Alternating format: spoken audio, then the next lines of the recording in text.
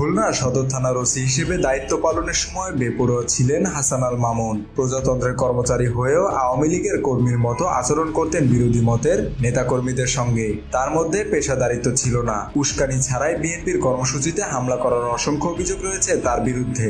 আওয়ামী লীগ নেতাদের সন্তুষ্ট করতে ওসি হয়েও নিজে লাঠিচার্জ করেছেন বিএনপির অনেক সিনিয়র নেতাদের। রবিবার হত্যা প্রচেষ্টা মামলায় জামিন নিতে আসলে খুলনা মহানগর দায়রা জজ আদালত চত্বরে হাসান আল মামুনের বিরুদ্ধে এসব অভিযোগ করে ভুক্তভোগীরা। তীব্র ক্ষোভ থেকে তাকে লক্ষ্য করে ডিম নিক্ষেপ করেন অনেকে।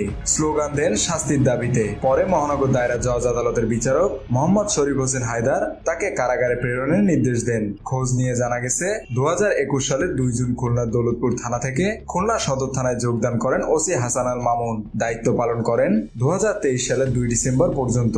পুলিশ কর্মকর্তা হলেও তার ভেতর পেশাদার মনোভাব কখনোই ছিল না। আওয়ামী লীগ নেতা, বিশেষ করে শেখ বাড়ির নির্দেশ পালনই হয়ে ওঠে তার প্রধান কাজ।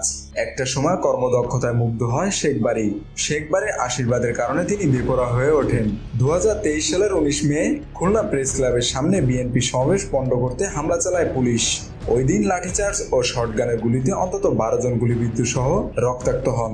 ঘটনাস্থল থেকে পুলিশ 10 জনকে আটক করে। হামলার শিকার এক বিএনপি নেতা জানান, ওসি হাসান আল মামুন নিজে কনস্টেবলের কাছ থেকে শটগান নিয়ে গুলি করা শুরু করেন। পরে তার সঙ্গে অন্যরাও যোগ দেন। 2021 সালের 22 November BNP chairperson Begum Khaleda জিয়ার মুক্তি এবং উচ্চ চিকিৎসার জন্য বিদেশে নেওয়ার দাবিতে সমাবেশ ছিল বিএনপি কার্যালয়ের সামনে। সকাল থেকে কাঁটাতারে বেড়া দিয়ে কার্যালয়ে প্রবেশের পথ ঘিরে রাখে পুলিশ।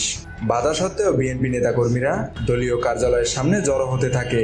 বেলা 11:30টার দিকে সমাবেশ শুরু হয়। কিছু সময়ের মধ্যে বিএনপি নেতাকর্মীদের ওপর লাঠিচার্জ শুরু করে পুলিশ। তৎকালীন ওসি হাসান আল মামুন নিজেই লাঠি নিয়ে নগর বিএনপির সাবেক সভাপতি নজরুল ইসলাম মঞ্জু সহ সিনিয়র নেতাদের পেটান। বেদম পিটুনিতে অনেকের শরীর কেটে ও ফেটে যায়।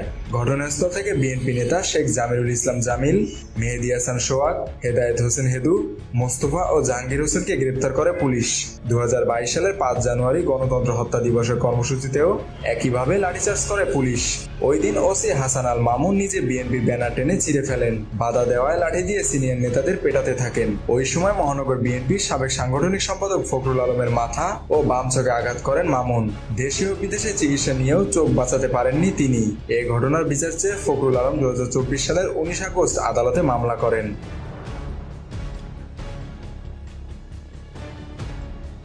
মেহেদী হাসান বাপ্পি, খুলনা গেজেট।